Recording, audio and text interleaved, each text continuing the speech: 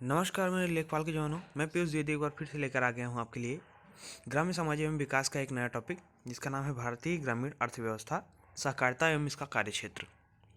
चलिए बात करते हैं इस पर। तो सहकारिता का विचार हमारे देश में आज लगभग 100 वर्ष पूर्व अपनाया गया था तथा महसूस किया गया था कि इसके द्वारा अनेक ग्रामीण तथा शहरी समस्याओं को हल किया जा सकेगा। देश के स्वतंत्र हुए 64 वर्ष हो चुके हैं, परंतु सहकारिता के संबंध में हमारी उपलब्धियां केवल आलोचनाओं एवं बुराइयों तक ही सीमित रह गई हैं, जबकि लक्ष्य के विपरीत था। आखिर ऐसी कौन सी बात है जिसे हमें यह प्रतिफल दिखाई दे रहा है? सन 1904 में सर्वप्रथम यह विचार अपनाया गया कि उस समय देश परतंत्र था, स्वतंत्र नहीं था। अतः विदेशी शासकों द्वारा नए अपने हितों को ध्यान में रखकर इससे ज़्यादा पनपने नहीं दिया, सिर्फ अपने हित तक ही पनपने दिया इसको। परंतु स्वतंत्रता प्राप्ति के बाद हमारे देशवासियों को ही यह कार्यभार सौंपा गया, फिर भी अभी तक अपेक्षित परिणाम प्राप्त नहीं हो सके हैं। अतः इस पर गंभीरता से विचार करने की आवश्यकता है। सर्वप्रथम यह तय करना होगा कि सहकारिता को वास्तविक रूप से हम ग्रामीण जीवन में उतारना चाहते हैं या घोषणा पत्रों तथा सरकारी तथा सहकारी दिखावे के रूप में ही इसको सीमित रखना चाहते हैं। ठीक है, वास्तव में सहकारिता कोई सैद्धांतिक बात नहीं है, बल्कि इसका गहरा संबंध तो सामान्य व्यक्ति की भावना से है, जहां निश्चित रूप से यह अपने उद्देश्यों में सफल हो सकती है। हमारे देश के सर्वांगीण विकास की दो प्रमुख धाराएं हैं। नंबर 1 ग्रामीण विकास, 2 शहरी विकास। ग्रामीण विकास के संबंध में देश की 70% जनसंख्या से है, जबकि शहरी विकास का संबंध देश की 30% जनसंख्या से है। यातायात एवं संचार की सुविधाओं में नए देश में शहरीकरण को अधिक प्रोत्साहित किया है। हर किसी न किसी बड़े शहर में रहना चाहते हैं, भले ही वहाँ का जीवन कष्टपूर्ण हो।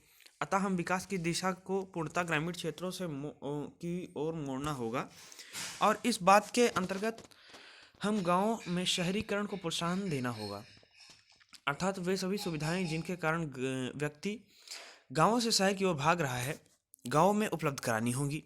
इस महत्वपूर्ण कार्य को सहकारिता के माध्यम से ही संपन्न किया जा सकता है। गांधी जी भी कहते हैं, बिना सहकार नहीं उद्धार। लेकिन सहकारिता आंदोलन मुख्यतः सरकारी नीतियों तथा कार्रवाइयों का परिणाम है। एक लंबे समय तक सरकार ने इस पर अपना नियंत्रण रखा, जिसके फलस्वरूप स्वतंत्रता के पश्चात केवल वही नेता समितियों पर अपना वर्चस्व कायम रख सके हैं जिन्होंने सरकार पर कुछ प्रभाव डालने का प्रयास किया है। सहकारिता और उसके उद्देश्य को देखते हुए ऐसा लगता है कि जैसे ग्रामीण अर्थव्यवस्था का जो ढांचा एवं क्षेत्र है, वह संपूर्ण विकास की दृष्टि से सहकारिता का ही कार्यक्षेत्र हो सकता है। आज भारत की आर्थिक व्यवस्था कृषि एवं ग्रामीण विकास पर आधारित है। लगभग 70% आबादी भारत के लगभग 6 लाख ग्रामों में रहती है, जो कृषि तथा कृषि पर आधारित उद्योगों पर आश्रित है। शेष 30% लोग शहरों में निवास करते हैं। भारत भौगोलिक क्षेत्रफल में लगभग 90% भूमि का उपयोग किया जाता है। वन जो है 6.57 करोड़ हेक्टेयर में फैले हैं तथा बोई गई भूमि का क्षेत्रफल है 13.94 करोड़ हेक्टेयर, और फसलें 16.40 करोड़ हेक्टेयर में उगाई जाती हैं। किंतु सिंचित क्षेत्रफल केवल 23% फसली क्षेत्र का है। आज भी महत्वपूर्ण देश में 7.05 करोड़ कृषि जोते जाते हैं और औसत जोत का क्षेत्रफल 2.06 प्रति हेक्टेयर आता है। खाद्यान्न फसलों का उत्पादन 70% तथा अन्य फसलें 20% उत्पादित की जाती हैं। राष्ट्रीय आय में कृषि उत्पादन से होने वाली आय लगभग 48% है। परंपरागत रूप से चली आ रही भारत की भौगोलिक सामाजिक व्यवस्था में यह बात निर्विवाद हो चली है कि आरंभ से ही एक कृषि प्रधान देश है और भविष्य में भी यह आधार बना रहेगा। ऐसी धारणा सभी की है। इसलिए ग्रामों का देश भारत सहकारिता के व्यापक कार्यक्षेत्र है, जहां सहकारिता अपने सभी उद्देश्यों को ग्रामीण विकास प्रक्रिया में सहज ही प्राप्त कर सकती है। ग्रामीण विकास सिस्टम आधार। भारत की 70% जनसंख्या का विकास करने के लिए ग्रामीण क्षेत्रों को विकसित करना अनिवार्य ही नहीं, वरन एकमात्र श्रेष्ठतम विकल्प है। राष्ट्रपिता महात्मा गांधी कहते थे, राजनीतिक आंदोलन के साथ ही ग्रामीण विकास का नारा दिया था, क्योंकि भारत ग्रामों में निवास करता है। ग्राम उनके विकास कार्यक्रम का आधार है। भारत के प्रत्येक व्यक्ति को खाना, कपड़ा, रोजगार उपलब्ध करना गांधी जी का एकमात्र लक्ष्य था। गांधी जी के विचारानुसार आदर्श ग्राम पूर्णतः स्वावलंबी होना चाहिए।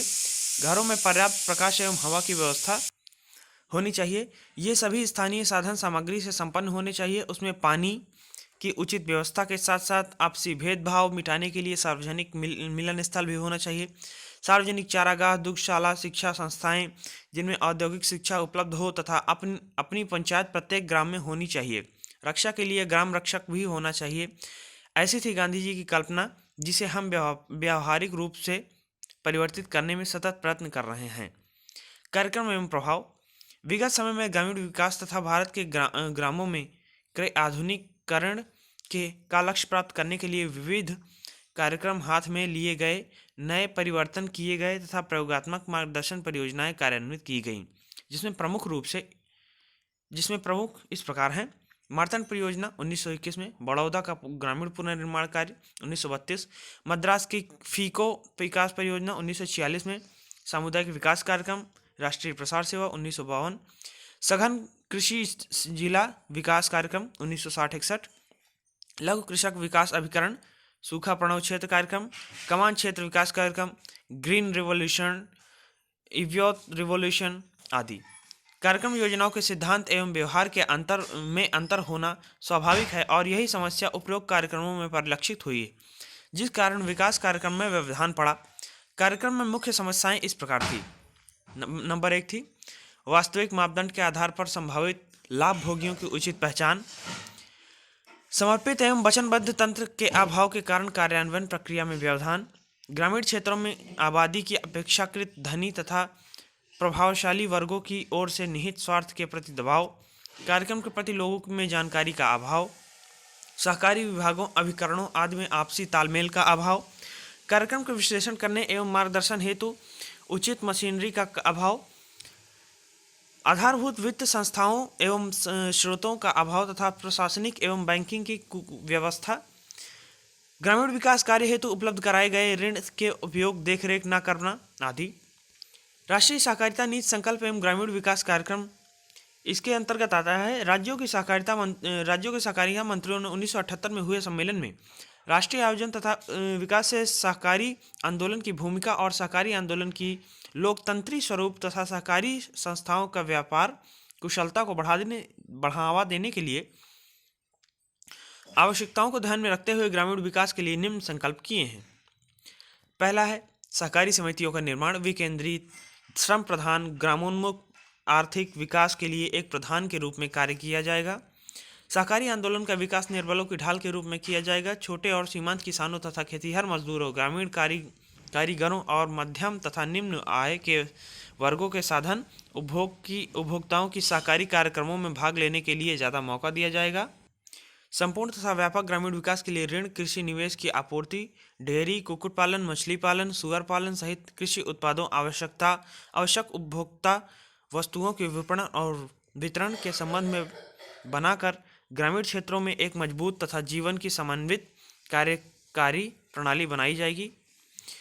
सहकारी कृषि संस्थानों और औद्योगिक इकाइयों का प्रत्येक ग्राम एवं शहर में जल बिछाया जाएगा एवं जिससे उत्पादकों तथा उपभोक्ताओं के बीच लाभकर आर्थिक संबंध स्थापित किया जा सके।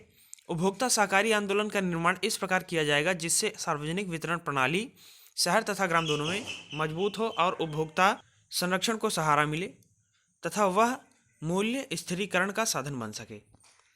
तो ये थे कुछ एक टॉपिक हमारे ग्राम समाज एवं विकास का, सहकारिता विभाग। तो आपको ये कैसा लगा प्लीज़ लाइक कीजिएगा और कमेंट कीजिएगा कैसा बना है, और शेयर तथा सब्सक्राइब कर दीजिए। नमस्कार दोस्तों।